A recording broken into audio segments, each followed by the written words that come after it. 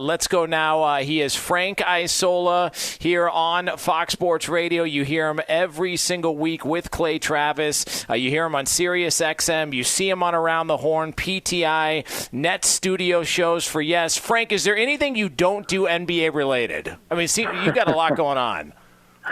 I've even started going back to games. I hadn't been to games in a while. I went to the Nets game the other night. Pretty interesting to see old fans there. Plus, it's pretty cool to see Kevin Durant play. That's Frank, worth the price of admission.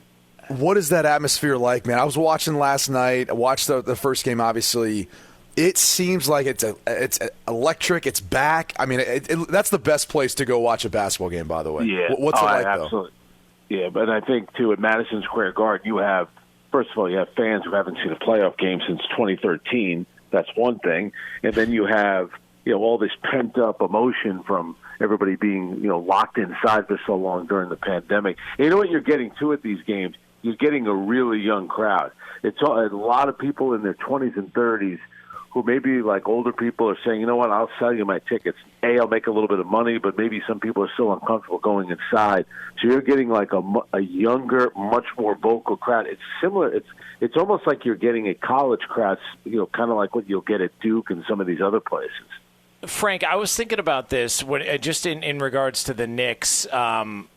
So they go from no crowd, no fans, or limited numbers of fans, and then all of a sudden it's game one of the NBA playoffs. They haven't had the playoffs, been in the playoffs in 8 years. You got a young team, and then there's 15,000 people there, and it's complete chaos. It did not surprise me at all that some of the guys on the Knicks came out a little flat, that they were maybe a little bit shell-shocked by the moment, just going from what this season has been like and last season has been like to 15,000 going crazy at MSG. It makes sense that they would have struggled that first game. I definitely think there's a little something to that. They're playing in front of 2,000 people. There's probably a little less pressure. Now you go into this series where you're the higher-seeded team. I do think that Atlanta has more talent. With the Knicks, the one thing about the Knicks this season is that in a league where not every team and every superstar played hard every night, that was one thing that the Knicks did under Tom Thibodeau. So I think they maximized all the talent that they had on the roster. Once you get to the playoffs, talent usually wins because everyone is playing hard. And I think that first game, I think Julius Randle probably fell victim to it a little bit. I think there might have been a little too much pressure on them. And if you look at what's going on at Madison Square Garden, like the fans are sitting closer at Madison Square Garden than they are at any other arena. Even at center court behind the scorer's table, they have fans there, where really the other arenas, they're not letting everyone in the lower bowl that's near the bench. Opposite the bench, there are fans. But listen, the owner of the Knicks is going to make his money, and as you guys know, the price of tickets at Madison Square Garden, it's expensive, and they're going to try to make every dollar they can for their home games. I thought Spike Lee wasn't coming back, by the way. What happened to all that? Yeah, you know what? I thought the same thing. I think maybe in the moment that sounded good for Spike. The only one that said he wasn't coming back was Charles Oakley, and I know Charles really well. And he's stubborn, so he'll stick to that. I think Spike can't stay away from a camera. So the minute they were back in the playoffs, Spike was going to show up and start dancing. Frank, I know the series is now tied at 1-1. I'm just curious. I mean, how far can this New York Knicks team go in the East? I look at Brooklyn. I'm like, well, it seems like they're the clear best team, or maybe the most talented with their big three. But how far can this Knicks teams go in your mind? Well, you know what? They're probably at the right side of the bracket because on the other side, you do have Milwaukee playing Miami, and I'm not going to give up on Miami just yet. They did make it to the NBA Finals last year.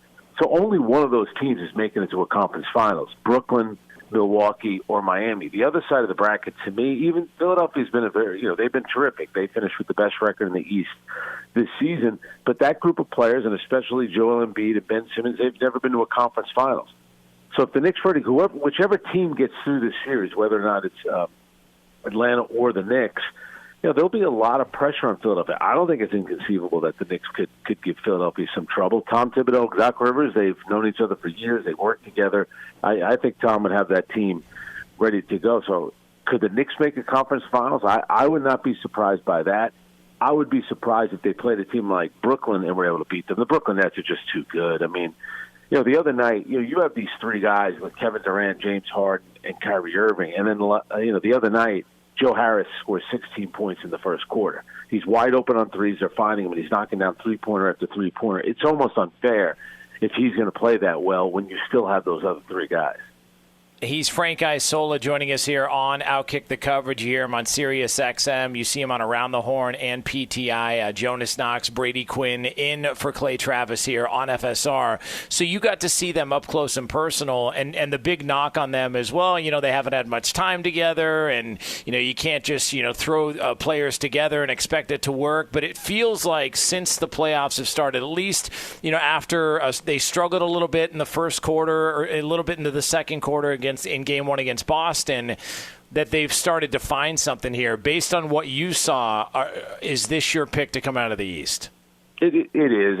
One thing about Kevin Durant, if you go back to the last two times that he's been healthy in the playoffs, he's not only won the championship, he's been the Finals MVP. He's just a different level superstar. Right up there with LeBron. He's just, except the fact that he's a better scorer than LeBron.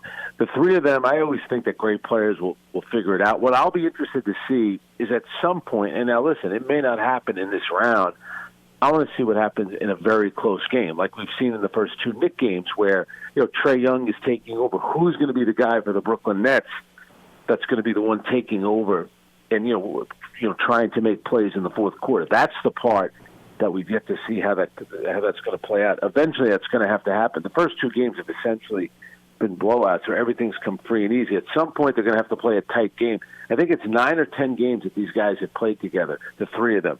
So that's the part. That's going to be, to me, the last hurdle that they have to get over. Frank, I'm not sure if you know this, but Jonas has been very critical of LeBron, being able to come back from a very vicious shoulder injury. Well, listen, he had his arm ripped off his torso, Frank. It's a bionic arm. I think I should be commended. Come on. We've agreed. He's got a bionic arm. But that series now, that they're playing tonight, Lakers-Suns, it's at 1-1. Jonas had already announced that he said the series is over. He said after the Lakers got a win in Game 2, it's over, game, set, match. The Lakers, they're now on cruise control to the finals. Do you see the West being that way? I still think it's a little risky for the Lakers because, with LeBron's ankle is still going to be an issue. I did think that everyone kind of overreacted to Game 1. I mean, the other team does have LeBron, and they do have Anthony Davis. They needed Davis to play well. That's the kind of game that you knew LeBron would lose. He'd figure out a way to win. He controls everything on the court, sometimes even the referees. I thought that the Lakers would come through. It's going to be very difficult. I think Phoenix would be fortunate if they could somehow get back to Phoenix with the series tied 2-2. I have a funny feeling the Lakers will win the next two games. The one thing about LeBron, falling, flopping, staying down, a lot of times that's just for, the referee's benefit. Sometimes it's he's embellishing how hurt he really is. Because if you look, the first a couple of games, Durant took a nasty spill, popped right up.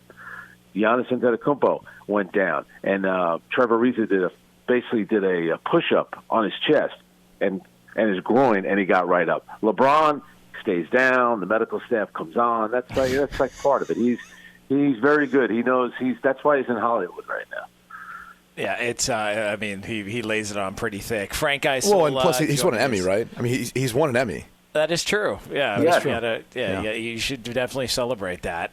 Frank Isola joining us here on Outkick the Coverage here on Fox Sports Radio. Jonas Knox, Brady Quinn in for Clay Travis. So just going back to the Knicks series real quick, because I was thinking about this. So Trae Young has become public enemy number one for Knicks fans. So much so that they're talking about him going bald. Which is not a very nice thing to say, but it's Madison Square Garden. He was laughing about it and sort of playing it up.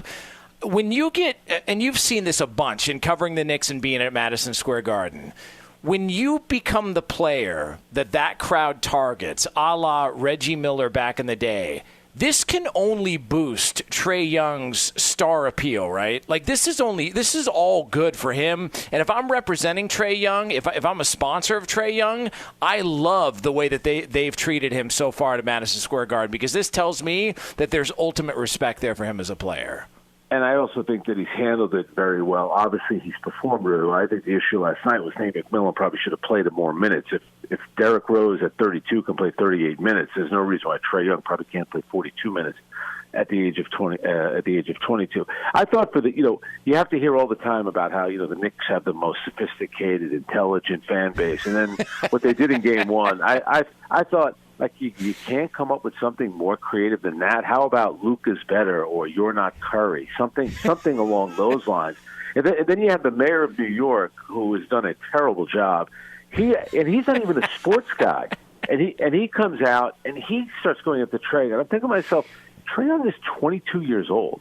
Like, at what point, for people, if you're in your 20s and your 30s and you're getting on Trae Young, all right, I don't know. Once you're a little bit older than that, really, you might. I get it. It should all be for fun, but that chant, I thought crossed the line. Everyone keeps talking about what happened with Russell Westbrook, which was bad. The fan dumping the popcorn on him. I thought that Trae Young had it much worse in New York. I thought all that stuff was out of line. And then they're handing out like a cheat sheet last night. I don't know who the fan was, telling the fans what to say and talking about Trae Young and his hair. I don't know.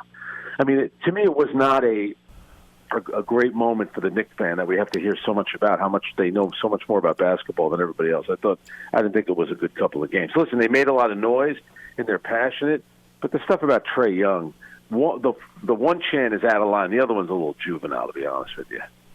You know, Frank, I did want to ask you about the Russell Westbrook situation. It seems like at times, and I always felt like this as a football player, like everyone wants to act tough or big and do things like that when they're behind a fence or behind a barrier somewhere else. And then once you get outside the stadium or the arena, they're the same ones asking for an autograph or shaking your hand when you walk by. Why is it like that with fans? Like, why is it like that they feel like just because they bought a ticket and they can go and do whatever they want or say whatever they want to players or professional athletes in your mind? No, and I think you just said it. I think it's because people think, well, I bought a ticket, so I'm entitled to this. And I thought Russell Westbrook brought up a good point. Why don't you bring the guy down? The two of them could sit in a room together. In fact, give the guy another box of popcorn and ask him if he'd like to dump it on Russell Westbrook's head in private. And we've seen this before, whether it's, Brady, I'm sure you've been through it. You see a football player come near the fans, sometimes guys will pour something on them. Baseball players going to the outfield wall. We've seen guys get stuff poured on them. Hockey players getting stuff thrown on them. It's totally out of line. I will say this. I think it's terrible. I have no problem. They should find the fan, kick them out. The fact that it's being treated a little bit like the crime of the century is a little overboard. I think it's just some. I think it's just some moronic fan. I don't think it's an indictment on everybody in Philadelphia and every single fan. It's a moron that did that. And I like what Russell Westbrook said. Bring the guy down. Let the two of them get in a room together and they can hash it out. Yeah, Frank, I actually want to come up with a business to sell an insurance policy to both sides, the athlete and the fan. And so that way when they buy their ticket, you can do this, but like this is the repercussion, but you've got insurance on the other side of that. So I think there's a good business in that maybe. Exactly. Get him on Twitter at the Frank Isola. Frank Isola, you see him on ESPN, Around the Horn, PTI. He covers the Nets, the Knicks, Sirius XM. Frank, we always appreciate it. Love your work, and hope we can do it again soon. Keep up the good work, guys.